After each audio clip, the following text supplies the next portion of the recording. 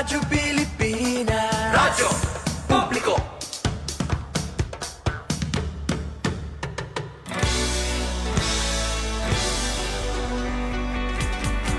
Mahalagang mga balita, napapanahong impormasyon.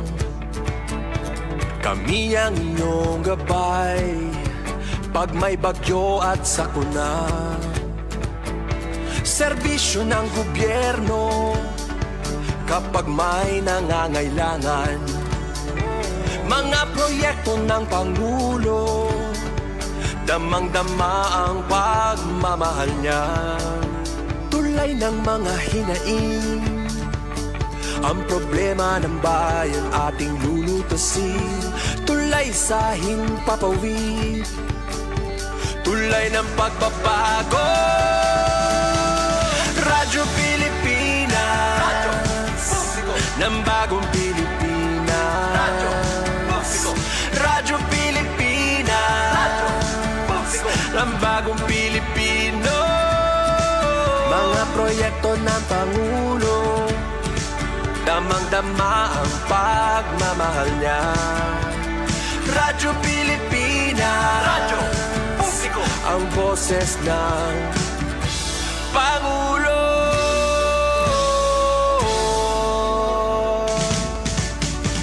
Karamay nyo kami, kahit malayo man kami nakakarating. OFW magsasaka, buhay ay iba't iba, san mang lugar ng bansa natin. Tulay ng mga hinaing, ang problema ng bayan ating lulutasin. Tulay sa himpapawid, tulay ng pagbabago.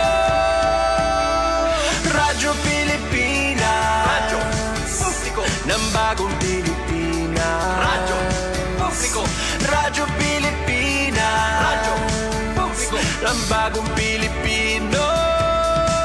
Mga proyekto ng Pangulo, damang-dama ang pagmamahal niya. Radyo Pilipinas, Radyo Publiko, ang boses ng Pangulo. Radyo Publiko, Radyo Pilipinas, Radyo Publiko, Radyo Pilipinas. Ito ang Presidential Broadcast Service. Radyo Pilipinas, Radyo Publiko ng bagong Pilipinas para sa bagong Pilipino.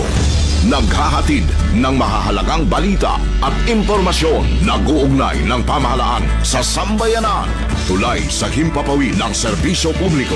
Radyo Pilipinas, Radyo Publiko, ang boses ng Pangulo. Sa Albayog, 82 AM. Radyo Pilipinas, Radyo Publiko.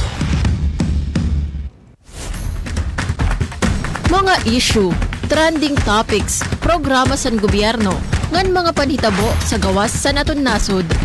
Tara, haram pangantay ni. Durungan kita mahibaro, makialam ngan magdiskusyon. Haram pangantay ni. Haram pangantay ni. Klaro, diretsahan, ngan may kasayuran para sa ngatanan. Inian, haram pangantay ni.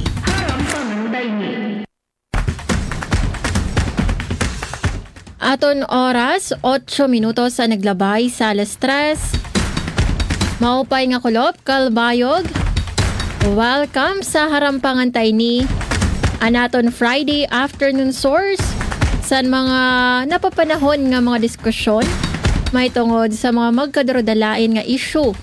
Importante nga updates bahin sa mga pitad og programa sa gobyerno, ngan mga panhitabo sa gawas san aton nasod. Ngani yes, mga kahampang, adi nakita sa ika-5 San Setyembre, yes, September 5. And we are here to keep you updated and informed as we head into the weekend. Sa ngaran sa naton acting station manager, Hinaro Novelon, ako niyo mga kahampang, yan ang akulop sa Biyernes, Suzette Pretencio. Ngan kaupod naton sa Master Control, Sir Engineer Francis Marnie Balvez, si Joven Cardenas, ngan si Kuya Israel Gonzalez. And as always, aadi kami para maghatag sa iyo kasayuran sa mga isyu nga nakaka-apekto sa aton. Kay sugad nga ni sa naton ginsisiring sa aton programa, dede sa aton programa nga kundiin. Kung mas damon maaram, mas damo an mahihimo. And yes, once again, welcome sa aton Friday program, Harampangan Tayo ni.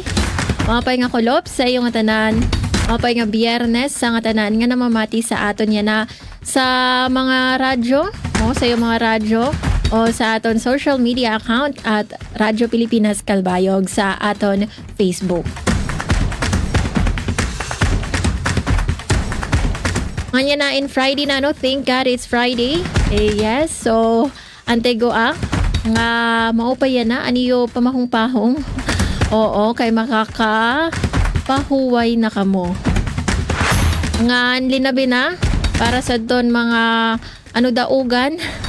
Sa igindumara pa lang Miss Hadang Festival Queen 2025 Oo, i-congratulate ta anay ang mga winners sa naton Miss Hadang Festival. Aadi an official nga resulta sa Miss Hadang Festival Queen 2025. Congratulations sa aton bag-o nga Miss Hadang Festival Queen 2025 nga si Jasmine Cilia, matikang sa CCNHS Alumni Association. Miss Hadang Tourism 2025 naman, ginkoronahan si Kim Rihanna V. Spect, matikang sa CKC of Calbayog City Incorporated.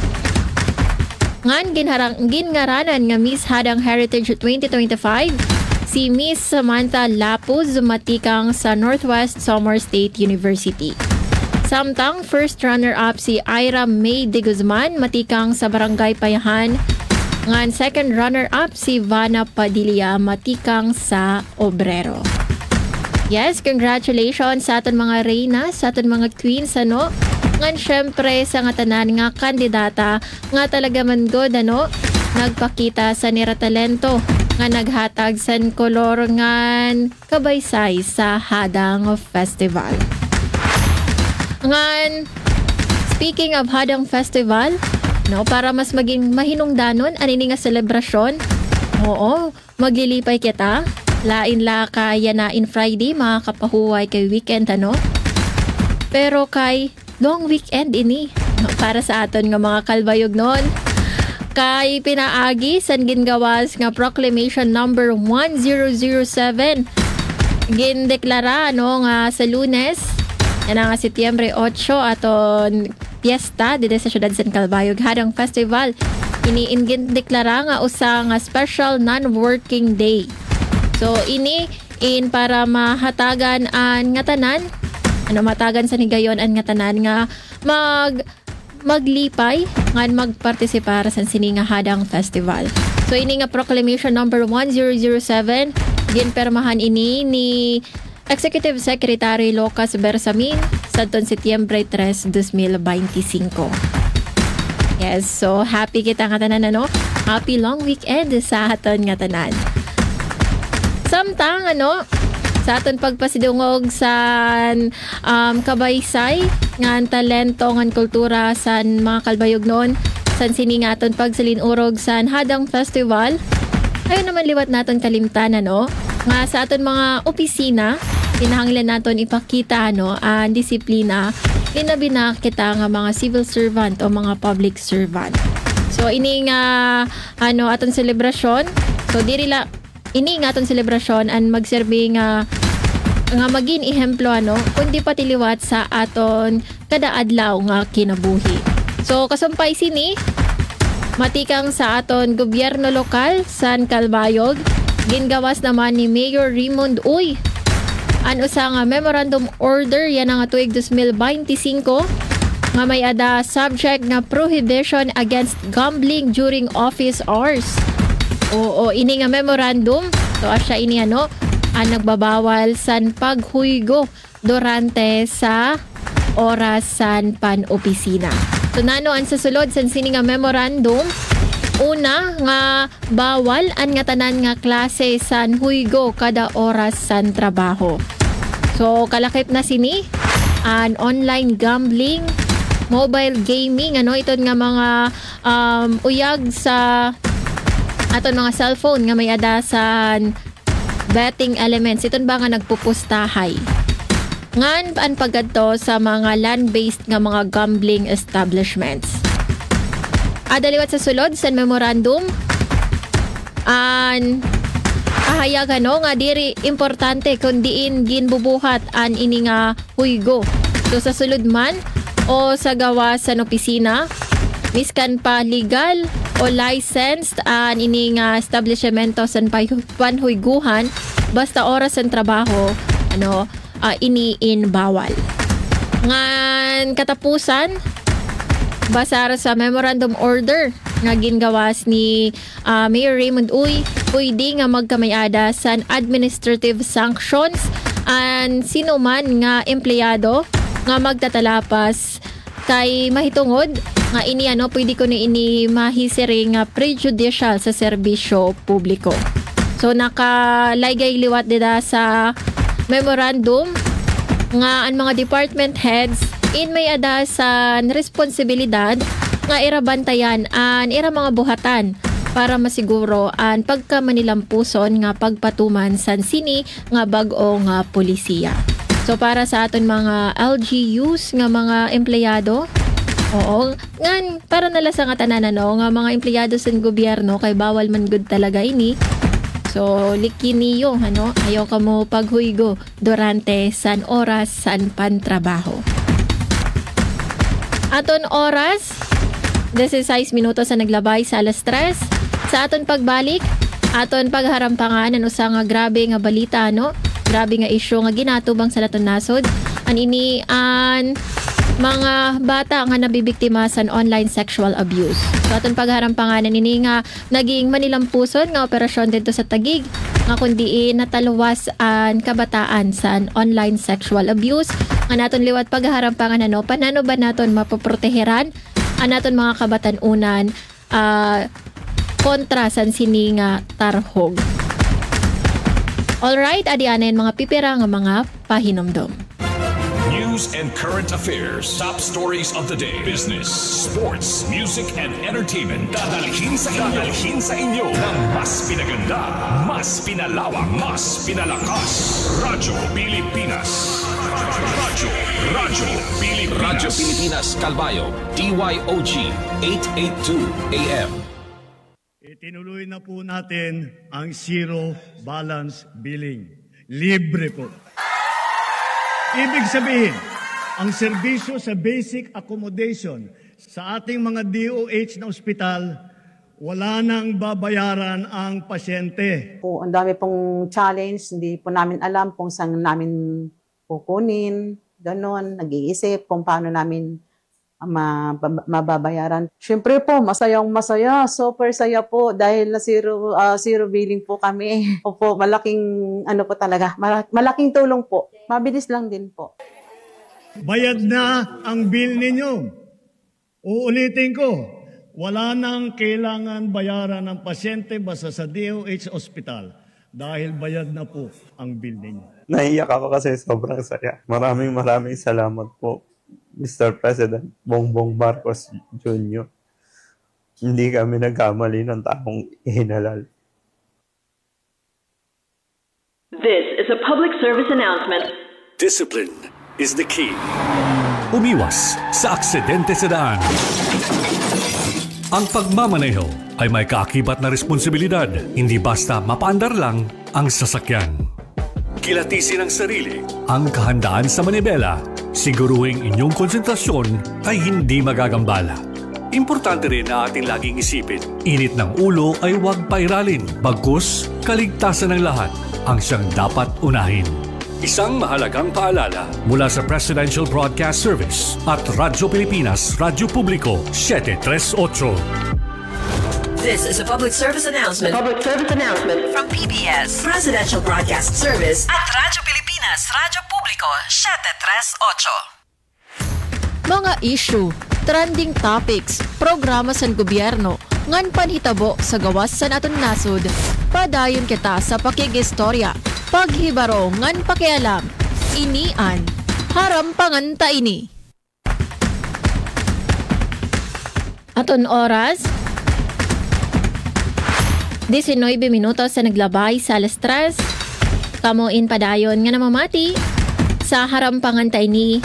Dinhela sa aton estasyon 882 kHz DYOG Radyo Pilipinas, Radyo Publiko Calbayog. Ang mga kampang sa aton pagpadayon sa siningaton programa, no? Siring ko nga ni kanina antes kita nga mag-break nga aton pagharampangan and bahin sa online sexual abuse nga ginatubang sa aton mga kabatan-unan nga nanininga operasyon nga igindumara didto sa Taguig nga kundi natalawas ang mga bata nga biktima san sini nga panabuso. So ini nga aton tupiko yan na nga kulop in talagang mabugat ini nga aton pagharampangan kay mismo ini nga nahitabo sa aton nasod nga mismo sa aton komunidad. So sadton Setyembre 3, 7 nga minor de edad natalawas matikang sa online sexual exploitation sa usa nga operasyon sa Barangay Calzada, Tipas, Taguig City. Ang ini nga operasyon igindumara sa mga pulis matikang dito sa Camp Crame, Kabulig ang Taguig Women and Children Protection Desk. Adto liwat sa operasyon ang mga lokal nga social workers agud dagmit nga maghatag sa medical check-up, medical legal processing ngan psychosocial assistance sa mga bata. Ang mga biktima ginbalhin na sa pagkiyana sa usa nga child care facility para sa mas maupay ngan mas mahapsay nga rehabilitasyon. Samtang basar sa report nga aton nahikay, duha naman nga babayi ang ginaresto ngan basar sa investigasyon an kagrabe sini kay mismo nga kalugaringon nira nga Iroy an nagre-record nga nagbabaligya sa mga malalaswa nga video sa sini nga mga kabatan-unan ngan an pagbaligya pagod sa kantidad la nga 2,500 ka pesos. So kagrabe manggod san gin agian san sini nga mga biktima san panabuso didto sa Taguig. Ngan line san sini nga Iroy, iyaliwat kasabuat an iya 19 anyos nga anak nga pati an iya kalugaringon nga 3 ka tuig nga bata iyaliwat gin papagsamantalahan. So siya man gud ini an talaga realidad san aton kalibutan mga kundiin an mga Iroy ang mga tawo unta nga magpoproteher sa era mga bata san sini aton mga kabatan-unan asya nagiging rason san era trauma. So sa pagkayana ini nga mga naaresto naatubang sa mabugat nga kaso sa ilarom san Anti-Trafficking in Persons Act, Anti-Child Pornography Act, and Special Protection of Children Against Abuse, Exploitation, and Discrimination Act. So ini man god nga aton yan natupiko, hindi rin ini madali-dali nga aton pagharampangan. Pero apisar nga makuri nga mabugat ini nga tupiko, kinahanglan naton ini nga pagharampangan kay hindi rin ini nga usala nga ordinaryo nga balita nga nagaagi ngan aton napapamatian, kundi usa ini nga siring ko pa nga ni kanina, usa ini nga realidad nga kundi pwede ini mahitabo mismo sa aton mga kalugaringon nga mga kabatan-unan sa aton panimalay. So an ini nga panhitabo ini asya ini gintatawag nga OSEC. So nano ba an OSEC? So an OSEC asya ini an online sexual exploitation of children. Nga kundiin an OSEC asya ini an miskan nga klase san panaabuso nga kundiin ginpipirit o ginkukumbinsi ang mga bata nga maghimo sa mga malalaswa nga mga buruhaton online para sa kwarta, sa kabalyo sa kwarta. So ini nga online sexual exploitation of children o as OSEC pwede ini ang pag-record sa malalaswa nga video o mga pictures, live streaming san panaabuso o dire nga ni ang pagsugo sa usa nga bata nga makig-chat sa usa nga individual nga kundiin ang chat may kalabutan sa sexual content.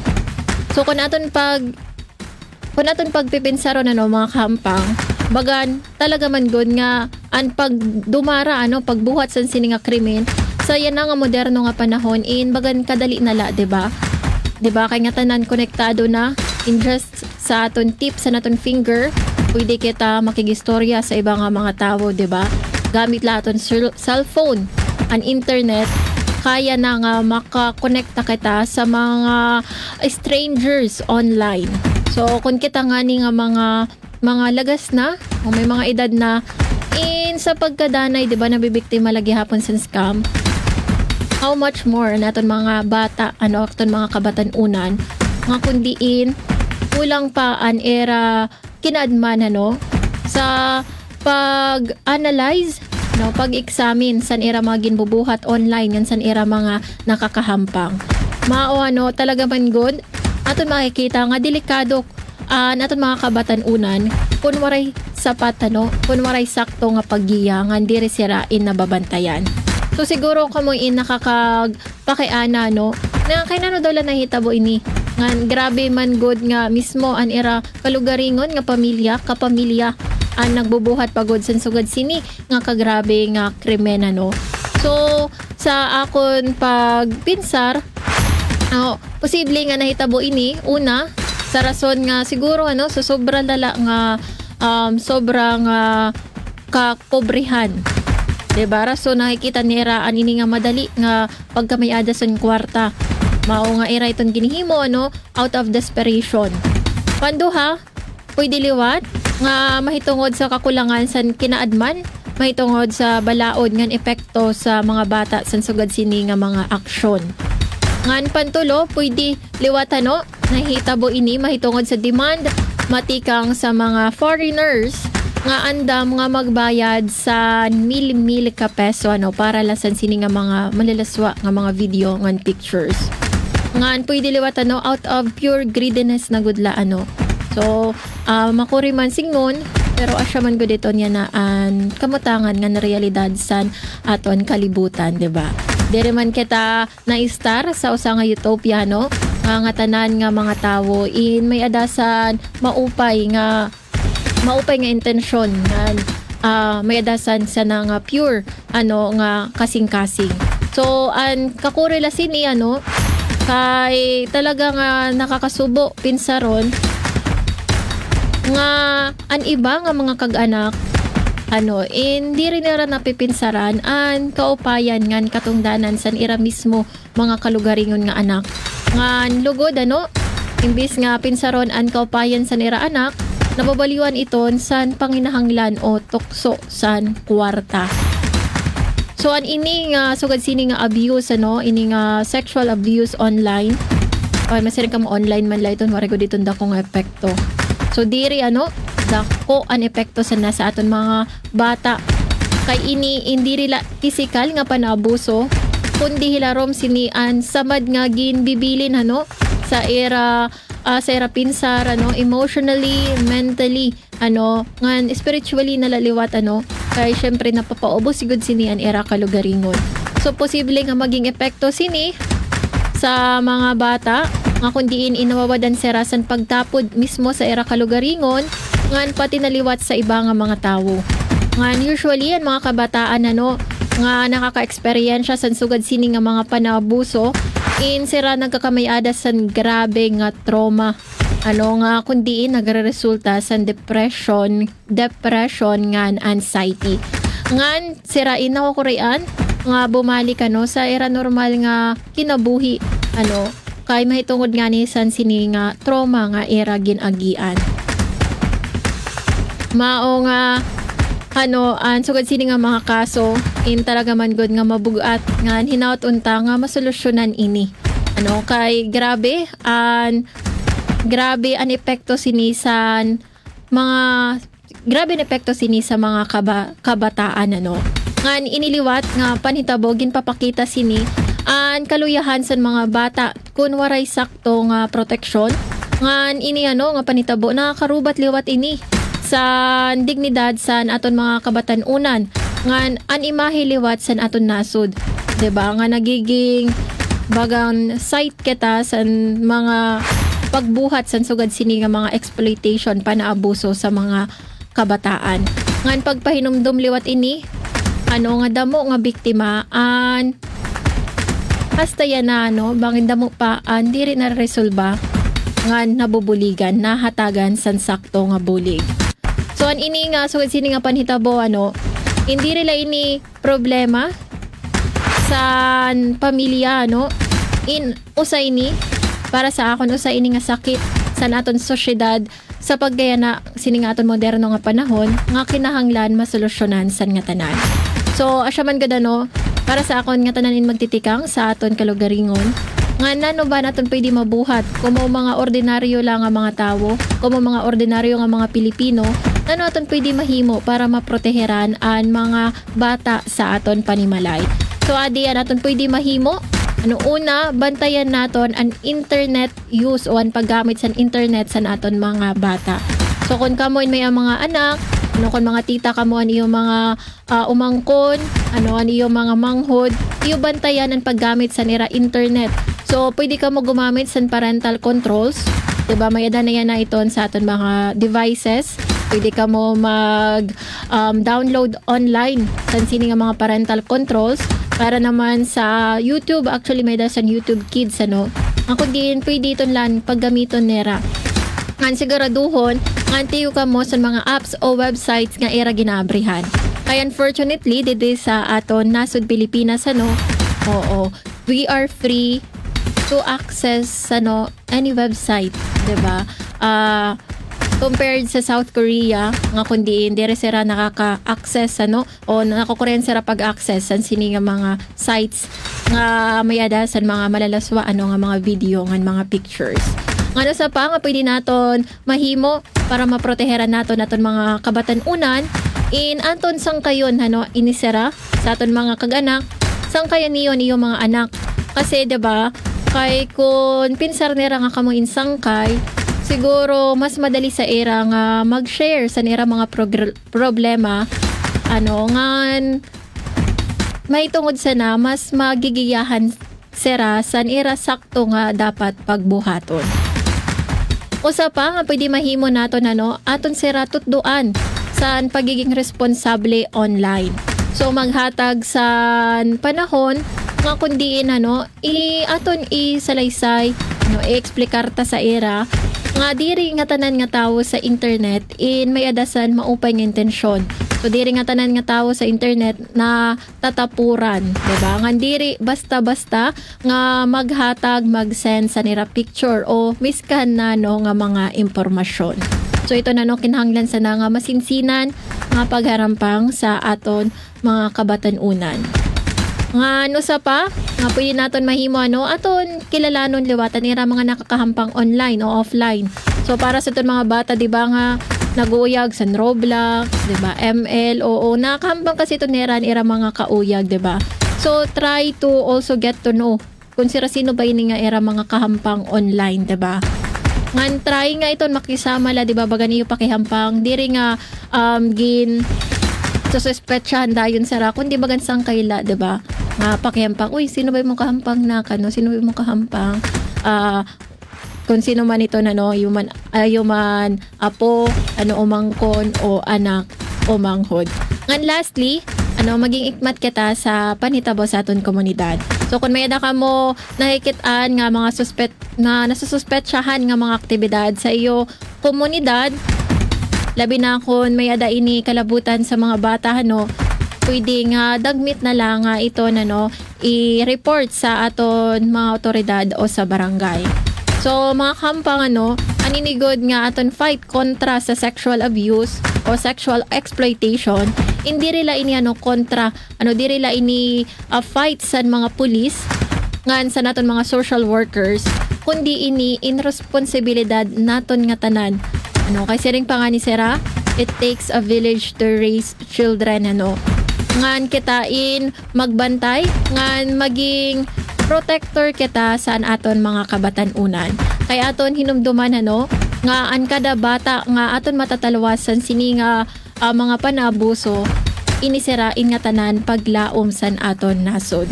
So kamo, kung may ada ka mo antigo nga mga kaso o mga ginsususpetsahan nga aktibidad, so pwede ka mo tumawag, dagmit nga tumawag nga i-report iton sa aton action line against human trafficking sa numero nga 1343. Utrohon ko, sa mga may ada nga naging sususpetsahan nga mga sugad sini nga mga krimen sexual abuse, sexual exploitation online sa aton mga kabatan-unan. Pwede niyo ito ni-report sa 1343. Asya ito ng hotline, action line against human trafficking. O pwede liwat ka mo in makigsumpayan sa pinakaharani nga Women and Children Protection Desk. Alright?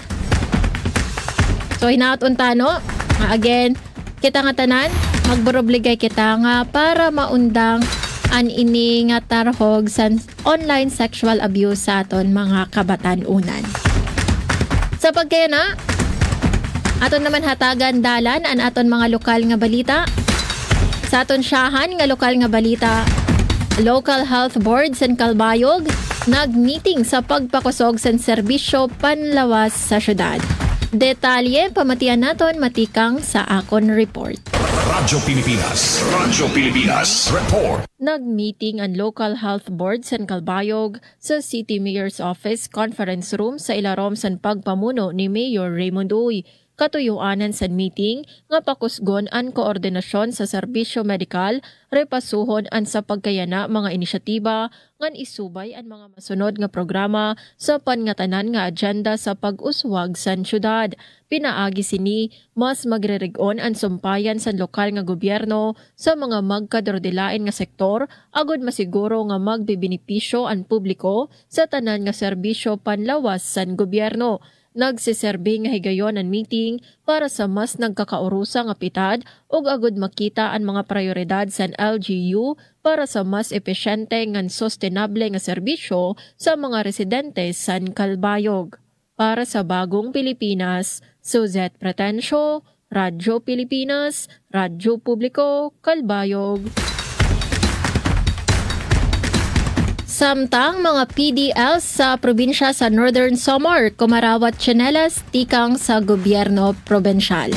Detalye pamatian naton matikang kan Charmaine Perito Balvez. Radyo Pilipinas report. Maabot 107 kapares sa tsinelas ang gindistribuer sa mga persons deprived of liberty PDLs sa Allen Sub-Provincial Jail, Northern Samar. Labaw san pagkamayada tsinelas, katuyuanan sa aktibidad nga igpahinumdum sa mga PDLs nga importante paghihapon ang irakamutangan o dignidad sa sosyedad. Partiluwat ini san pagsuporta sa era rehabilitasyon ug pagbalik sa pilo san gobyerno. Ginsiguro san gobyerno probinsyal sa Northern Samar nga igpapadayon ang mga makatawo ug inklusibong nga programa para sa nga tanan nga nortehanon lakip adton aada sa sulod san correctional facilities. Para sa Bagong Pilipinas, Charmaine Perito Balvez, Radyo Pilipinas, Radyo Publiko, Calbayog.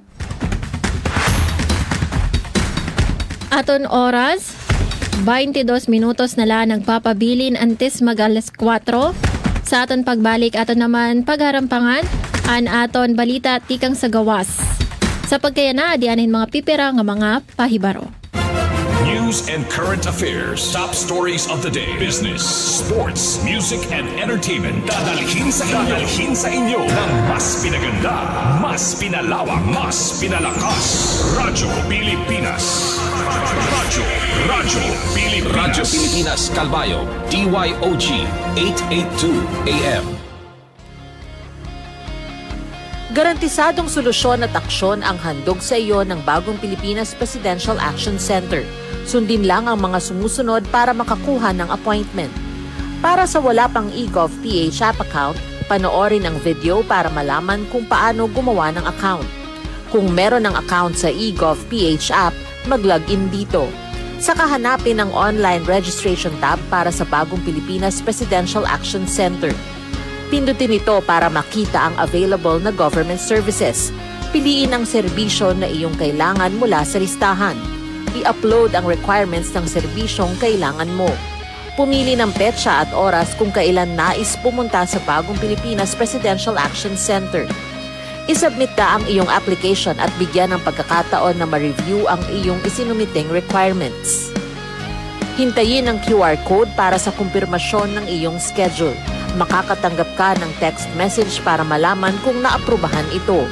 Sakaling hindi ito maaprubahan, makakatanggap ka rin ng text message para ipaalam ang kulang na requirements sa kasubukang mag-register ulit. Kung nakatanggap na ng kumpirmasyon, maaari nang pumunta sa Bagong Pilipinas Presidential Action Center sa napiling schedule, dala ang QR code at ang mga isinumiting requirements. Huwag kalimutang dumating sa itinakdang araw at oras ng iyong appointment. Pinapaalala rin na siguruhing may kumpirmadong schedule bago pumunta sa Bagong Pilipinas Presidential Action Center para maiwasang magpabalik-balik. Simple at user-friendly ang pagpapa-appointment dito. Kaya wag nang mangamba dahil sa Bagong Pilipinas Presidential Action Center, tulong ay abot kamay na. Dengue na mula sa kagat ng lamok ay ating maiiwasan kung 4S ay ating isasagawa at pakikinggan. Search and destroy. I-destroy natin yung mga maaring pamahayan ng lamok sa pamamagitan ng pagtaob sa mga kagamitang maaring pag-ipunan ng tubig at pag-intlugan ng lamok. Self-protection. Ito ay pamamagitan ng pagsuot ng damit na may mahabang manggas o pantalon o maaring paggamit po ng insect repellent. Seek early consultation. Unang simptomas pa lang katulad ng pananakit ng tiyan, tuloy-tuloy na pagsusuka, pagdurugo ng gilagid o ilong, pagkapagod o pagkabalisa, dapat po kumonsulta na tayo sa pinakamalapit na health center at doktor. Support fogging and spraying. Sa mga lugar lamang na may pagtaas ng kaso ng dengue.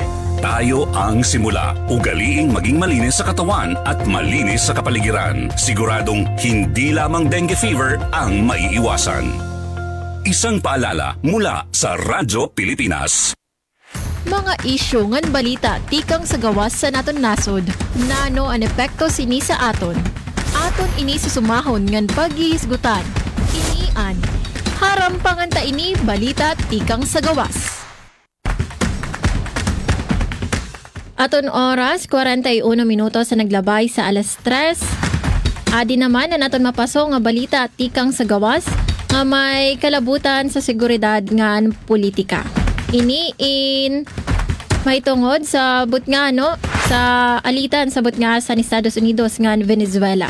Yung mga hampang duha nga F-16 fighter jets sa Venezuela ang lumupad sa bawbaw sa USS Jason Dunham usang guided missile destroyer sa Estados Unidos kakulop nga adlaw Huwebes.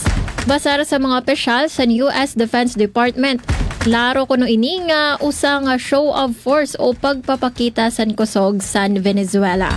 So an ini nga USS Jason Dunham inihano in kaparte sa flotilla sa mga barko nga pandigma sa Amerika nga iragin pagawas sa diri pala maiha nga panahon sa rehiyon. Ngan basar sa Pentagon, an ini nga USS Jason Dunham in may adasan mission nga targeton ang mga kriminal nga organisasyon nga narco-terrorism.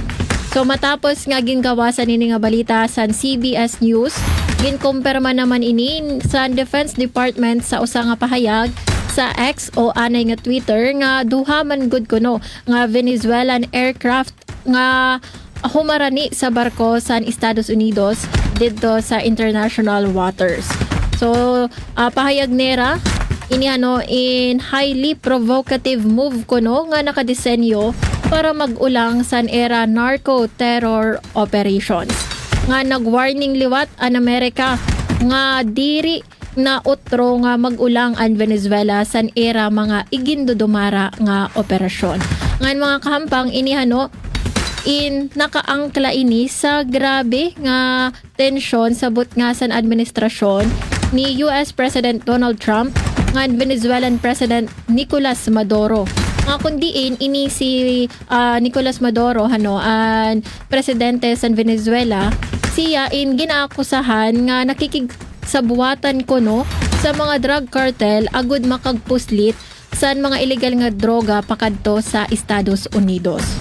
So mahitungod sini gindoble san US an patong san pagkaaresto kan Maduro. So matikang sa 25 million US dollars. Yan na ginhitasan na ini pakadto sa 50 million US dollars. Samtang ang gobyerno naman sa Venezuela iraliwat baliwara an ini nga akusasyon ngan gintawag ni Maduro an presensya sa mga barko sa Amerika como usa nga criminal and bloody threat. So kadungan sini gindeploy liwat niya an mga drones ngan warships agud bantayan an era kalugaringon nga baybayon.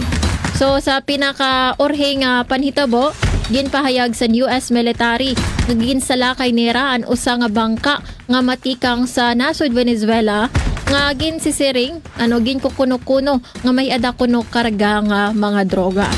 Basar kan Trump kan Secretary of State Marco Rubio 11 an namatay nga kuno in mga miyembro sa Venezuelan gang nga Tren de Aragua. So mga kahampang, an ini nga panhitabo, hindi rila ini usa nga simple nga tensyon sa duha nga nasod. Ini nagsiserbiliwat nga ehemplo nga kung paano nagiging komplikado ang sumpayan sa droga, politika ngan militar sa global stage. So una sa sini nga aton report, sa sini nga panhitabo dito sa baybayon sa Venezuela, magkikitaan naton ang papel sa Estados Unidos como usa nga global power nga sirain aktibo nga nagsusulod sa mga rehiyon apisar nga harayo sa era teritoryo. So pinaagi sa pagpapadara sa warships, ginpapakita nira an era intensyon nga manguna man god sa pagkontra sa droga ngan terorismo. Pero sa lain nga bahin, bangin para sa era maupay iton nga pagbuhat maupay nga misyon syempre baging ko kontra ni droga nga terorismo, pero sa lain nga bahin pwede liwat ini nga may siring nga klaro nga pagpapasamwak nera san era impluwensya nga pwede makitan san iba nga baganan hihimasok na sera. Panduha para naman sa nasod Venezuela, anini nga insidente iniinhigayon ininira para pagpamatud-an liwat nga sirain diri basta-basta nga nagsusurrender sa usa nga nasod. So an era pagpalupad mga kahampang san fighter jets ngan pagdeploy sa era mga kalugaringon nga warships, hindi rila iton pandepensa kundi pwede lot iton naton makita nga usa nga simbolo san era pagsuway sa usa nga makapangyarihan nga nasod sugad sa Estados Unidos. Nga nakasulod liwat dito dako nga usapin dako nga topiko bahin san soberanya. Kung sino bagod an may katungdanan nga magkiwa sa kadagatan. Ngan kun hangtod diin an saklaw san impluwensya san mga foreign nga mga nasod. Pantulo sa masilawig nga perspektibo, an sugad sini nga mga insidente mga kampang nagdadara ini san tarhog sa military escalation. Ang sugad sini nga flyover nga ginbuhat sa Venezuela apisar nga waray pagputok nga ginbuhat pwede iton nga magdurot lagi hapon san mali nga interpretasyon nga pwede iton nga magdara san direkta nga kasamok.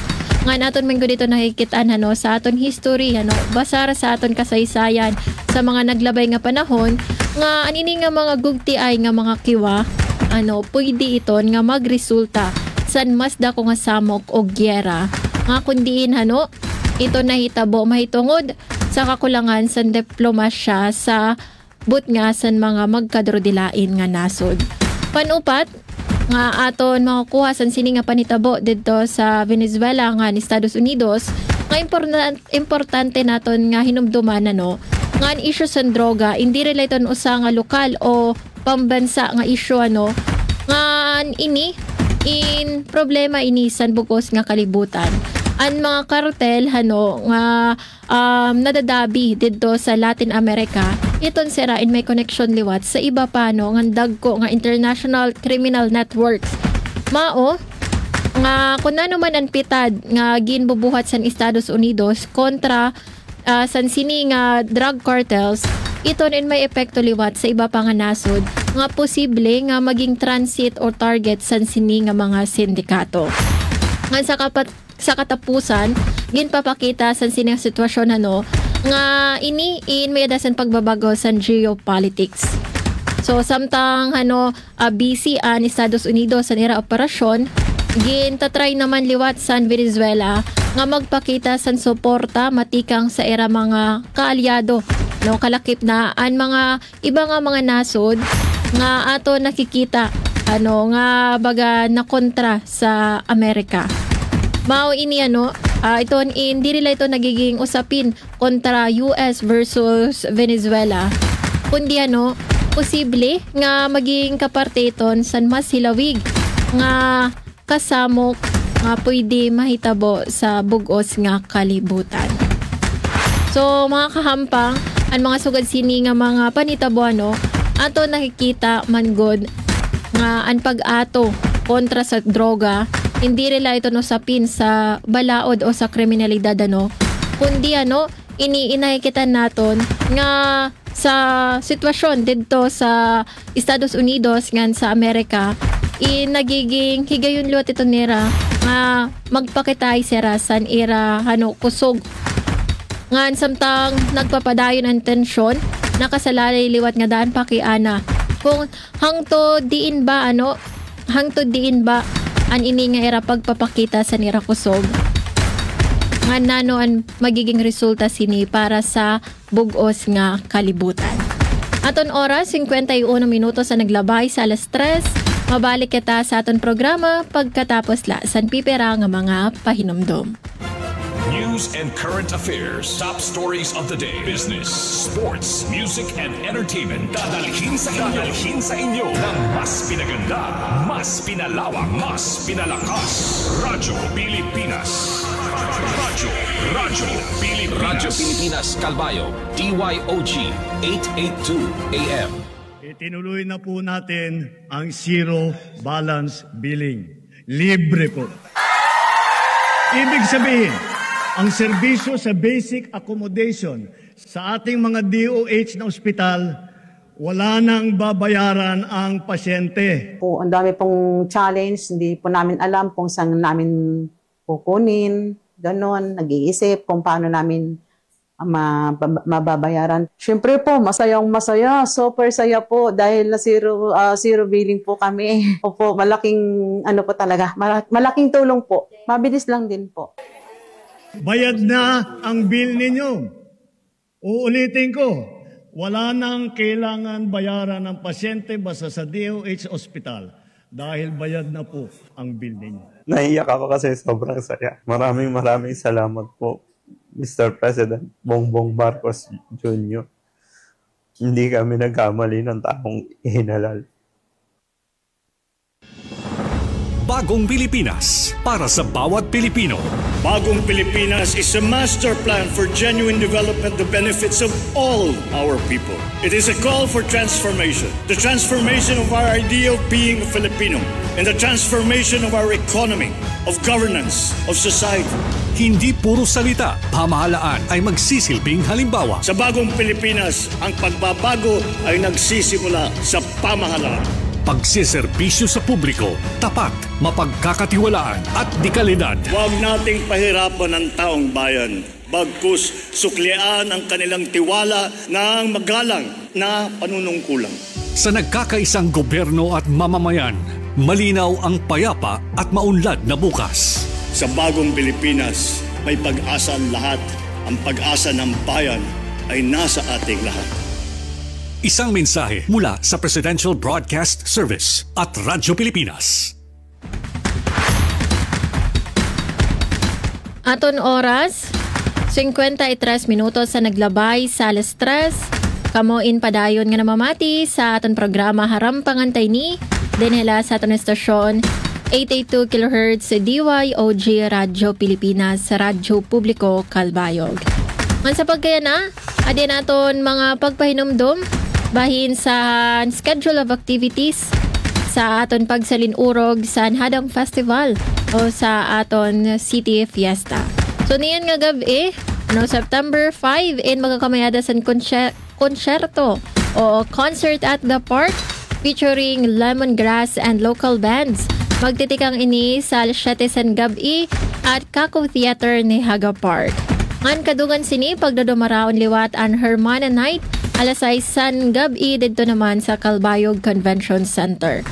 Samtang buwas nga adlaw September 6, yes, adina naton ginabangan nga Civic Military Parade. Magtitikang ini sa alas 7 san aga sa Calbayog City proper para sa mga may lakat. Pag-refer ka mo sa ginpost nga ruta dito sa City Arts and Culture Office Calbayog City nga Facebook page.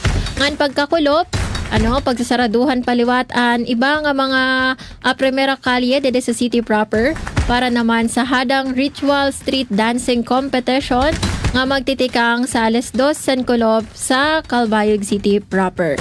At tuliwatan sa Facebook page sa Kako an ini nga era ruta sa street dancing competition.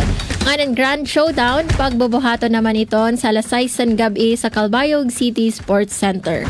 Ngayon pagka Sunday, September 7, o sa naliwat nga konsyerto, concert at the park, featuring naman ini bluegrass and local bands. Magtitikang sa alas 7 san gabi at Kako Theater ni Haga Park. Ngayon kadungan, pagbubuhaton liwat an Barangay Night, alas 7 san gabi, di naman ini pagbubuhaton sa Calbayog City Hall Rectangle. Ngan pagka September 8, yes, waray sulod kay Calbayog City Fiesta. Yes, advance happy fiesta sa aton nga tanan. Anyway, announcement naman matikang sa Department of Education o DepEd. Pwede na tumawag sa Learner Rights and Protection Office o LRPO para may report ang mga kaso sa panabuso kontra sa mga estudyante. Para sa pag-report, pwede niyo tawagan ang Learners Telesafe Contact Center Helpline. Adian ira telephone number 02-8632-1372. Samtang adi naman ang ira mobile number at 0945-175-9777. Ngan pwede liwat ka mo mag-email at weprotectlearners@deped.gov.ph. Ngan pwede ka mo bumisita ngan mag-message sa official Facebook page sa DepEd Learner Rights and Protection Office. Ngan kay harani naman mag alas 4. Niyan nga alas 4 tara, durungan kita mag 4 o'clock sa Bayang Habit para Denget Out. Yes, niyan nga alas 4, ayaw kita kalimot nga mag-search and destroy sa mga lugar nga pwede pa ni malayan san lamok nga nagdadara san dengue. So kung may da ka mo makitaan nga mga daan nga paligad, mga luho sa tuna o sa kalsada, nga mga used water bottles nga may ada sa tubig, iton ipanlabog na laniyo ngan para sa ton may ada san baldengan drum nga waray takop, alayon na lapag takop sa niyo baldengan drum. Ngan, of course, samtang nagsisearch and destroy kita, ayaw liwat naton kalimtan nga proteheran aton kalugaringon, magsulot san long sleeves, long pants, ngan magbutang mosquito repellent sa exposed nga skin para diri kita makagat san lamok. Once again, yan nga alas 4, tara, durungan kita mag 4 o'clock sa Bayang Habit para Denget Out. Ngan bueno, di nagtatapos an usa na liwat nga episode sa naton programa Harampangan ta ini. Damo nga salamat sa mga namati sa aton na. Sa ngaran sa naton acting station manager Hinaro Navelon, ako niyo nakahampang yan nga Biyernes Suzette Pretencio. Ngan kaupod naton sa Master Control Sir Engineer Francis Marnie Balvez, si Joven Cardenas, ngan si Kuya Israel Gonzalez. Ngan permi naton hinumduman ngan impormasyon hindi relay ni basta-basta nga ginbabasa o ginpapamatian, gin-examine, gin-intindi ngan gingagamit para sa kaupayan san nga tanan. Kay siringani naton sa aton programa kun mas damon maaram, mas damo an mayhimo. Aton oras 58 minutes after 3. Bueno, sa sunod naman nga episode para sa aton programa Harampangan ta ini. Ito ang Presidential Broadcast Service. Radyo Pilipinas. Radyo Publiko ng Bagong Pilipinas para sa Bagong Pilipino. Naghahatid ng mahahalagang balita at impormasyon na guugnay ng pamahalaan sa sambayanan. Tulay sa himpapawid ng serbisyo publiko. Radyo Pilipinas. Radyo Publiko. Ang boses ng Pangulo. Sa Calbayog City. 8:52 a.m. Radyo Pilipinas. Radyo Publiko. Mula sa pinakamalawak na newsroom sa buong Pilipinas. Ito ang Radyo Pilipinas News Update. Philippine Standard Time, 3:59 p.m. Mga nga kulop sa iyong tanan as shiny mga balita yan na nga oras. Tutok at aksyon sa nutrition program ginlansar sa Samar. Detalye pamatian naton matikang kan Charmaine Perito Balvez. Radyo Pilipinas Report. Ginlansar sa gobyerno probinsyal sa Samar ang tutok at aksyon sa nutrition program usa nga hilawig nga inisyatibo kontra sa malnutrisyon, partikular sa wasting ug stunting sa mga kabataan. Ginpangunahan ini sa Provincial Youth Development Office, Sirak Kabataan, kasugbong ang Provincial Health Office, Provincial Nutrition Action Office, Barangay Nutrition Scholars, Municipal Nutrition Action Officers ug ang lokal nga gobyerno san pinabakdaw. Lakip sa unang seryosang programa, tatagan ang mga kag-anak santa mga food planning, pagpreparar ug pagluto para sa mga bata nga kulang sa nutrisyon. Magsusubay ini sa Pinggang Pinoy san DOST, FNRI ug san Idol Ko si Nanay program sa National Nutrition Council. Katuyuanan san proyekto nga magprestar san mas marigon nga pitad pakadto sa mas healthy, nourished ug empowered nga mga pamilya sa Samar. Para sa Bagong Pilipinas, Charmaine Perito Balvez, Radyo Pilipinas, Radyo Publiko, Calbayog. Para sa aton katapusan nga balita, bag-o nga mga service vehicles gindistribuer sa LGU Calbayog sa pagpakusog sa serbisyo sa edukasyon ug kalibsugan. Detalye adi sa akon report. Radyo Pilipinas Report. Mas ginpahugot pa sa gobyerno lokal sa Calbayog ang pagpadangat sa serbisyo sa mulupyo pinaagi sa pagdistribuer sa 8 nga bag-o nga sarakyan kakulop Setyembre 4 sa pagpanguna ni Mayor Raymond Uy. Unom nga Tamaraw FX ang gindugang para sa libre nga sakay sa mga estudyante o residente sa mga tayaw nga barangay nga mao ang masunod. Barangay Pilar, Barangay Migara, Barangay Tarabukan, ngan Barangay Tabawan, ug para liwat suportahan ang Calbayog Arts and Design School for Eastern Visayas. Kalakip liwat sini ang usa nga Toyota Innova para sa City Treasurer's Office, ngan usa nga ambulansya matikang sa PCSO nga gagamiton sa City Health Office para sa dagmit nga pagbaton sa mga medikal nga emerhensya. Sumala kan Mayor Munmun Uy, dako nga bulig ang mga bag-o nga sarakyan, agud mas mapaharani ang serbisyo sa edukasyon ngan panlawas sa mga Calbayognon labi sa mga hiragyo nga lugar. Para sa Bagong Pilipinas, Suzette Pretencio, Radyo Pilipinas, Radyo Publiko, Calbayog. Asyad doon kabugusan sa mga balita yan na nga oras. Padayon kamo pamati sa DYOG Radyo Pilipinas, Radyo Publiko, Calbayog para sa mga news updates. Ini si Suzette Pretencio para sa Radyo Pilipinas, Radyo Publiko. Mula sa pinakamalawak na newsroom sa buong Pilipinas, ito ang Radyo Pilipinas News Update.